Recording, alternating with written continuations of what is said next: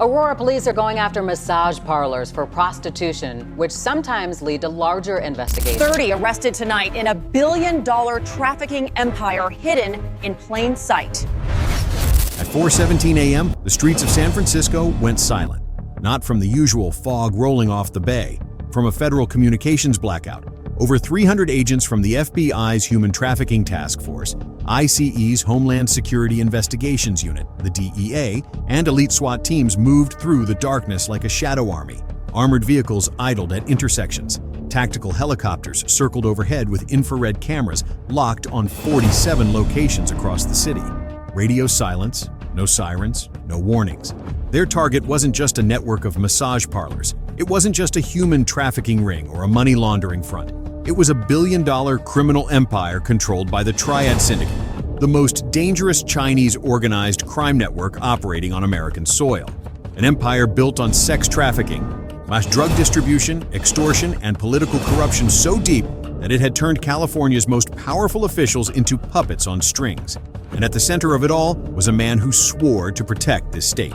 Deputy Governor Lawrence Chen, a champion of immigrant communities, a voice for economic development, a beloved advocate for small business growth, and according to encrypted files seized just hours ago, the silent architect of the largest human trafficking and money laundering operation in United States history. What federal investigators were about to uncover would expose how far corruption can go when power decides it no longer needs the law. At 4:29 a.m., Team Alpha breached a massage parlor on Grant Avenue in Chinatown. The door exploded inward. Flashbangs detonated in rapid succession, lighting up the narrow hallway like lightning strikes. Agents in black tactical gear poured through, rifles raised, voices shouting commands in English and Mandarin.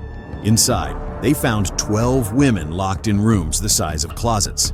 No windows, no escape routes, just mattresses on the floor and surveillance cameras mounted in every corner. The women were terrified. Most were between 18 and 25. None spoke English. All had been promised legitimate jobs in restaurants and hotels. Instead, they were forced to work 18-hour shifts servicing clients who paid cash and asked no questions. But the women were just the beginning. In a back office hidden behind a false wall, agents found steel filing cabinets filled with passports, over 400 of them, Chinese nationals who entered the country on fraudulent visas, while women who were told their families back home would be harmed if they tried to escape. Women whose debt to the Triad syndicate grew every day they stayed alive.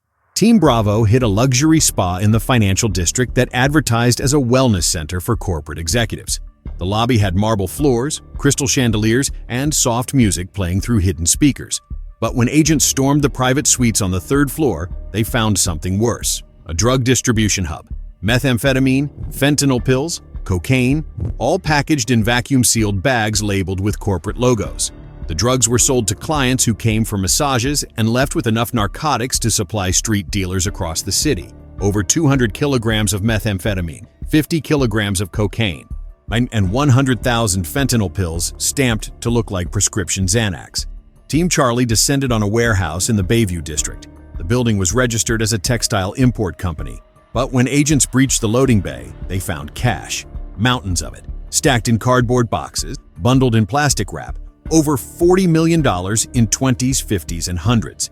Money collected from massage parlors, drug sales, extortion payments, and illegal gambling operations. And in a sealed office on the second floor, agents found the smoking gun, encrypted hard drives, ledgers detailing payments to city officials, law enforcement officers, and state legislators, and a digital map showing the locations of every massage parlor, drug hub, and human trafficking house in California, all connected to a single encrypted server controlled by Deputy Governor Lawrence Chen.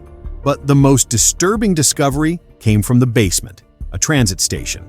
Women were held here temporarily before being moved to other locations across the country. Agents found handcuffs bolted to the walls, buckets used as toilets, and schedules showing that over 50 women per month were processed through this facility. Some were sent to massage parlors, others disappeared into domestic servitude. Many were never seen again. This wasn't just human trafficking, this was industrial-scale slavery, and it was operating with full protection from the highest levels of California's government. 72 hours later, inside an FBI cyber forensics lab in Quantico, the analysts cracked the encryption on the seized servers. What they found was a master plan. Codename: Operation Golden Gate. It wasn't just about massage parlors or human trafficking. It was a systematic takeover of California's underground economy, designed to turn the state into a permanent safe zone for the Triad syndicate. The operation had 5 layers. Layer 1, human trafficking pipeline. Women were recruited in rural China with promises of legitimate work in America. They were given fraudulent visas processed through shell companies that Deputy Governor Chen helped establish. Once in California, their passports were confiscated. They were told they owed $50,000 for their travel and housing. The only way to pay it off was through forced labor in massage parlors that operated as fronts for prostitution. In Layer 2, money laundering through legitimate businesses. The Triad syndicate controlled over 200 massage parlors, nail salons, restaurants, and import companies across California. Every business processed cash from illegal activities. The money was funneled through ghost corporations, offshore accounts in Hong Kong and Singapore, and real estate investments. Over $1 billion in dirty money was cleaned and reinvested every year. Layer 3, drug distribution networks. The Triad syndicate partnered with the Sinaloa cartel to move methamphetamine, cocaine, heroin, and fentanyl pills into California. The drugs were smuggled across the Mexican border, transported north through shell trucking companies, and distributed through massage parlors and underground gambling dens. The network moved over 3 tons of narcotics per month without triggering federal alerts. Layer 4, political corruption. Deputy Governor Chen used his position to block investigations, delay raids, and protect Triad operations. He directed state funding to nonprofit organizations controlled by the syndicate. He pushed legislation to reduce penalties for human trafficking and money laundering. And he ensured that law enforcement agencies received falsified intelligence that kept them looking in the wrong places. Layer 5, law enforcement infiltration. Over 40 police officers, border agents, and city officials were on Triad payroll. They received cash payments in exchange for ignoring massage parlors, tipping off raids before they happened, and falsifying patrol reports. On internal emails showed that Deputy Governor Chen personally authorized payments to corrupt officers through encrypted channels. This wasn't corruption, this was command-level collusion. This was engineered treason, and it was about to be destroyed. At 5:34 a.m., inside a federal command center at Travis Air Force Base, a digital war map lit up with over 150 red markers across California, Nevada, Arizona, and Oregon. Every marker was a Triad asset. Every marker was a target. The operation had a name, Pacific Shield. Over 800 federal agents, 30 SWAT teams, Black Hawk helicopters from the National Guard, armored units from DHS, and air support from the U.S. Navy. Warships patrolling the California coast to prevent Triad members from fleeing by sea. The raids began at dawn. In San Francisco, our agents stormed 12 massage parlors simultaneously. They rescued 43 women held in locked rooms. They arrested 26 traffickers and seized encrypted communication devices showing direct contact with Deputy Governor Chen's office. In Los Angeles, SWAT teams hit a luxury apartment complex used as a human trafficking transit hub. They found 18 women locked in a penthouse suite. They arrested 11 Triad enforcers, and they recovered ledgers detailing payments totaling $12 million over 3 years. In San Diego, federal agents raided a warehouse near the border where methamphetamine shipments from the Sinaloa cartel were processed and repackaged for distribution. They seized 400 kilograms of methamphetamine, 80 kilograms of cocaine, and 200,000 fentanyl pills. They arrested 7 cartel operatives and 3 border agents who were paid to allow drug convoys through checkpoints. In Sacramento, at Deputy Governor Chen's private estate, FBI agents executed a no-knock warrant at 6:12 a.m. The deputy governor was having breakfast when tactical teams breached his front gate. He stood in his designer kitchen, surrounded by agents in full tactical gear, and said nothing. His home told the story for him. Luxury furnishings, original artwork worth millions, a wine cellar stocked with rare vintages. In the garage, 4 vehicles with a combined value of over $2 million. In a hidden safe behind a bookshelf, $8 million in cash, gold bars, and encrypted hard drives containing every transaction, every payment, every name.